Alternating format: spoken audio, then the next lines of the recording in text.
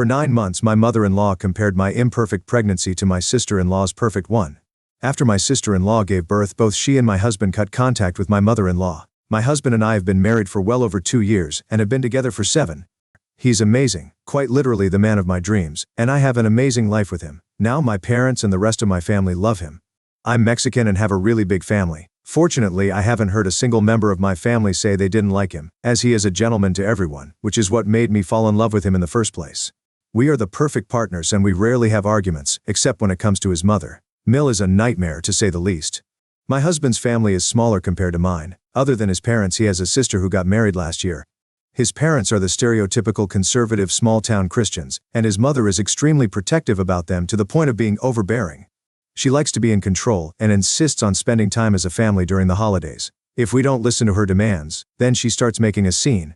When I met his family for the first time, his dad and I had no problems bonding as he was really chill and quiet. His sister, who was in her college in a different state and moved back only 2 years ago, has a great relationship with me. She treats me like her own sister, but when it came to his mother, it was quite difficult, since she would say the most ridiculously sexist things to me. For example, when they asked me what I did for work, I told them that I was a marine biologist specializing in conservation efforts for marine life. Phil said that was awesome and looked really happy about it, but Mill just kind of frowned without speaking a word to me. I brushed it off, not thinking much about it, but later my Phil called my husband to say how my Mill wanted him to break off the relationship with me. According to my Phil, she said I'm not the kind of woman that is good enough for her son. Her reasoning is because I don't act like a woman should since I have a job. I love my job, and I love being a scientist. My husband has never expressed that he wants me to be a housewife or take up a stereotypically feminine job. If he did, we wouldn't be together, but apparently that's what his mother thought he needed. She complained that with the well-paying job I have, I might not become a housewife after marriage, and that he should have found a better woman than me. My husband firmly told Phil to convey to his mother that who he chooses to marry is none of her business. I was glad my husband stood up for me. This was a green flag for me, and also why I didn't walk away from our relationship right then and there after hearing what his mother thought about me. Unfortunately, as we kept getting serious, Mill just got worse and worse towards me, despite how much my husband tried to protect me. It started out with snide comments here and there. Whenever we were left alone, she would manage to sneak into conversations about the fact that she thinks a good wife should be a homemaker, taking care of the house and waiting for her husband to come back home. She also made it clear to me on several occasions that I didn't look like the kind of woman my husband should have brought home, as I am not feminine enough to carry children. At first I didn't take it seriously as I figured she might be joking, but when she kept repeating it I realized she was serious about it, and I was shocked by the way her mind worked. One day, when we were over for dinner after Mill had insisted on us coming over, she went off on this rant about how she missed living in a world where women took care of their own family, and men went out to earn for their family. My husband quipped, saying that the world didn't work like that anymore, and that he was lucky to have a partner like me, since we both earned quite well and took care of the house together. Mill shook her head hearing this and started saying how women should act like women and men should act like men. I knew she was knowingly talking about this, but I tried to keep a cool head. Phil told her to calm down and that this wasn't the time for that kind of discussion. But she got mad, seeing that he was not supporting her. She continued to say how she was just speaking the truth and that she wanted the best for her son. She then looked towards me pointedly. I had heard enough from her, so I quietly got up from the table and asked my husband to drive me home, which he readily agreed to do. He looked at his mother with disappointment and we walked out. Later, when Phil called to mend things, I firmly told him that it wasn't up to Mill to decide who her son gets married to, and that she should stop trying to taunt me unnecessarily about having a job. Phil agreed and tried to apologize on behalf of her, but I wasn't having it. My husband agreed and told his dad that if she didn't apologize, then he would not be going back to see her ever. Perhaps his threat scared her into apologizing to me, and I asked her to never bring it up again, and she agreed. So I managed to let that situation roll off my shoulders. Unfortunately, snakes don't shed their skins easily, and just a few months later, when my husband and I first started living together, this was before we got married, and I had to go on a research expedition for a few weeks. She found out and called me to ask who was going to take care of the house and her son. I was confused hearing her questions and put her on speaker so my husband, who was driving next to me, could hear her as well. I asked her what she meant by that, and she started to say how now that I was living with her son, I needed to stop being so immature. She continued to say how I should not go out for these expeditions and commit more to being a good partner to her son. My husband angrily told her that he didn't need anyone to take care of him, and that we were equal partners who shared responsibility. She got upset and started to say how we could not get married since I didn't know how to be a proper wife. My husband asked her to mind her own business and cut her call. When my husband proposed to me, my Mill was extremely unhappy, but she was even more unhappy when she found out that we wanted a small wedding. I had a huge family, and it would be expensive for us to invite all of them since we were also looking to move into our own place. So, I finally chalked it down to all my close family members, and I had already made up my mind to have a celebration with the other family members later and treat them. But Mill started arguing with my husband, saying how she wanted to invite all her friends who she had not met for a very long time, and our wedding would be the perfect occasion for it. When my husband asked her if she would be paying for their plates if we did agree to invite them, she got offended, saying how as his parent, he should feel ashamed to even ask this since we both earned so well. We scoffed hearing her response and made it clear that we had already made up our minds about having a small wedding, and if there were any uninvited guests that she had invited, then she would be responsible for their meals. Mill didn't like this, but she could not do anything about it. During the wedding, she was loudly complaining about everything and made it very apparent that she hated my wedding gown. I didn't pay any heed to her comments and acted like she didn't exist because for one day, I didn't want to be hurt by her mean comments. Sil, trying to protect me, tried her best to keep Mill away from me for the rest of the evening. Last year, during mid-April, we found out that I was pregnant, which was such good news for us since we had been trying for some time. We waited until I was around 9 weeks pregnant to tell our close family and friends about it. My Mill was quite upset that she was not the first one to know. She called me to say how, as my husband's mother, she had every right to know first and that she was disappointed in me. I told her how we wanted to wait before sharing such important news and that if she wanted to complain, she could feel free to call up my husband, since I wasn't in the mood to listen to her lectures about what a good woman should do. Just a month after I had announced my pregnancy, as luck would have it, Sil told us that she had just found out that she was pregnant also. We were shocked yet pleased to hear about this. This just meant that there would be one new addition to our family. Sil wasn't yet married but had a serious long-time boyfriend who we had all met. I knew that Mill would make a big deal about this pregnancy before marriage thing, which she did, as expected. But my husband supported his sister as much as he could, and finally Mill accepted. Phil was extremely emotional and was happy that he would have 2 grandchildren at a time. Sil and I started spending more and more time together since we were simultaneously pregnant and going through this journey together. We leaned on each other for advice and companionship during a period that was both magical and challenging. We shopped for our babies together and decided on our nurseries. During this time, Mill started to constantly compare my pregnancy with Sil's pregnancy journey out of nowhere, as if it was some sort of competition. She would say things like how Sil was clearly better equipped to be a mother than me since she had always been a homemaker, unlike me who had a job. There would be snide remarks here and there, like if I vomited more and she found out, she would say how Sil never vomited this much, so it clearly meant that her womb was better for the baby. As much as I tried to let her comments go, it would bother me, and Sil hated it as much as I did. When it came time for my gender reveal party, I asked Sil to find out the gender of our baby from our doctor so she could prepare the envelope. She did the same when it came time for her gender reveal party. Mill was furious when she found out about this and had a major meltdown. She turned up at our doorstep screaming at us that I was trying to take away her grandchild from her by not allowing her to organize this gender reveal, and that my husband should put his foot down when it came to me so she could be more involved in my pregnancy. My husband didn't like the way she was speaking to me, as it was starting to give me a headache, so he told her to get out or she would be cut off permanently from our grandchild's life. As usual, she made a scene, crying and insisting that she only wanted the best for her grandchild but made her exit eventually. Later, we received calls from Phil and Sil, as they were concerned with how she was acting, and we had to tell them everything that had happened. Sil was shocked to hear how her mother was behaving, and urged me to rest as much as I could because clearly, I was distressed after all my Mill's screaming. During Christmas, my husband told his mother that we weren't coming to Christmas since I couldn't travel long distances. She was pissed to hear that, arguing how he was trying to stray away from his family, and when he refused to listen to her, she hung up in the middle of the conversation.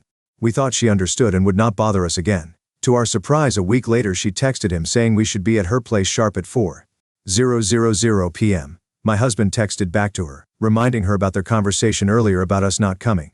She decided to call him and started screaming at him that he had no right to avoid family by acting like this, and started asking questions if I was trying to deter him from coming.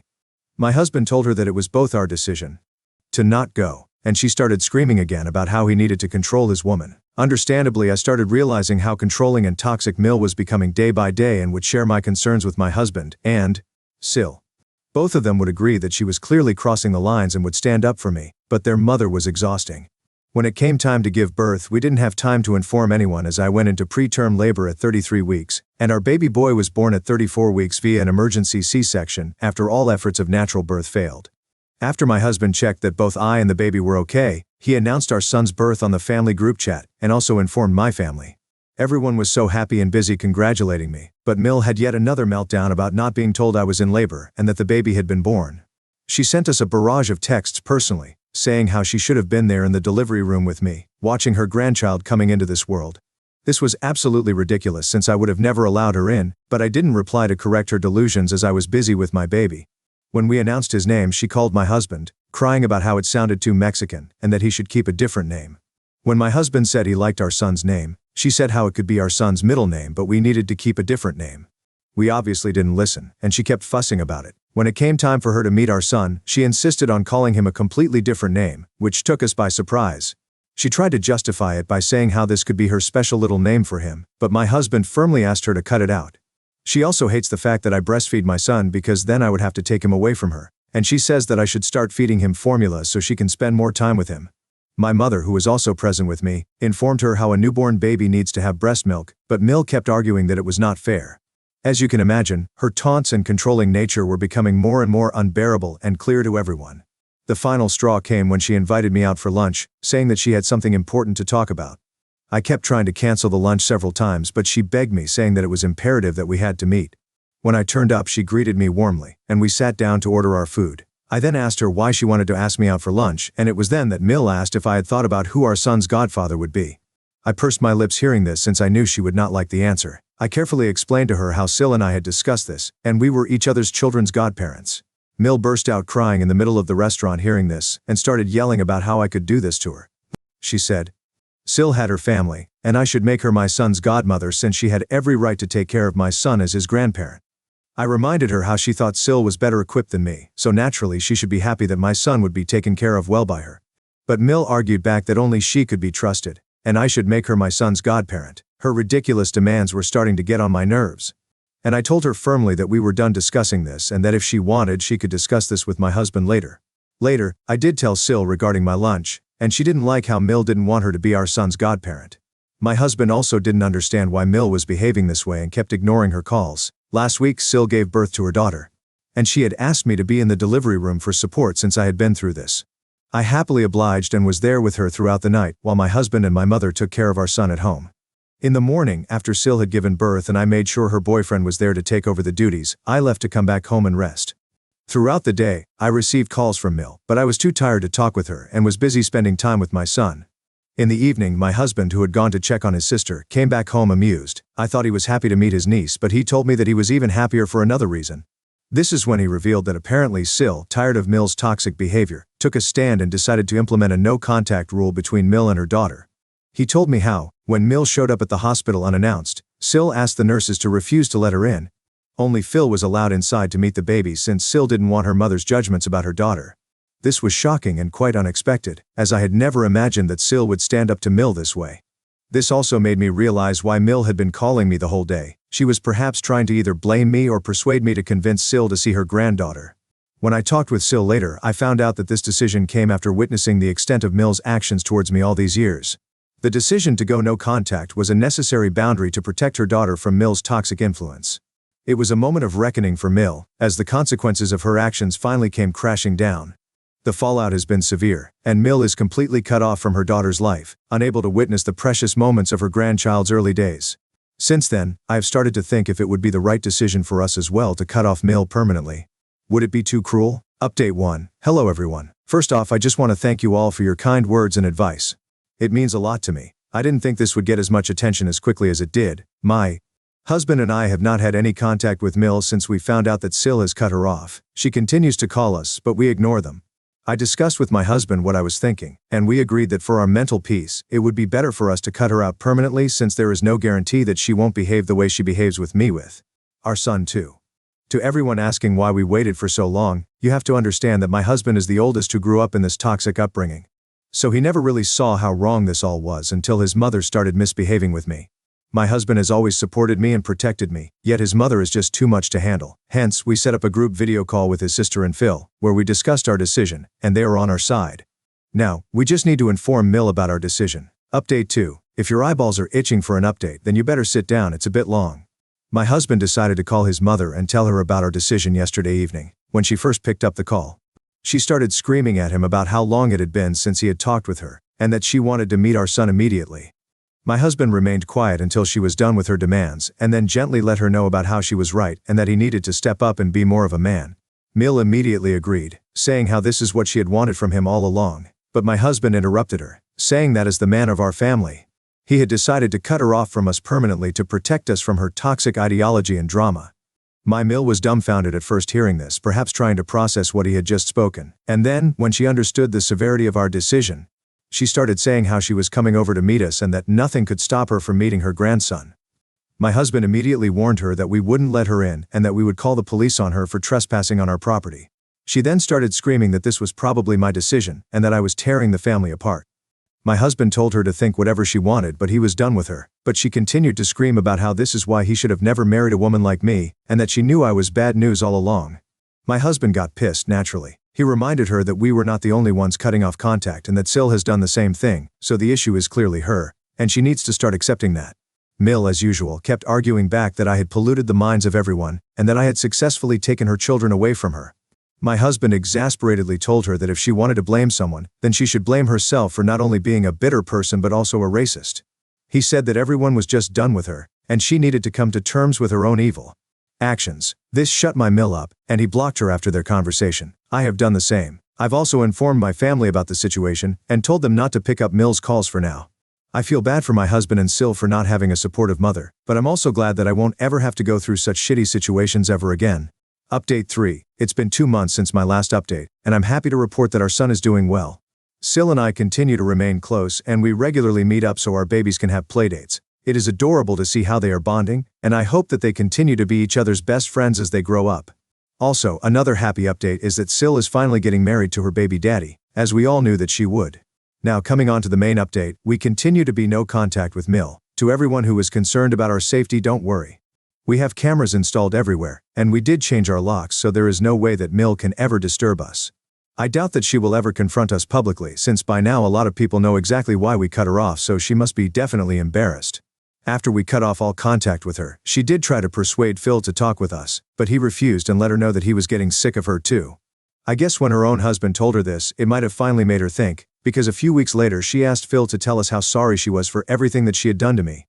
I doubt that she genuinely feels apologetic, which is why we continue to not talk with her. Until today, Phil and my family continue to visit us and bond with our grandchild, which is how it is going to be in the near future.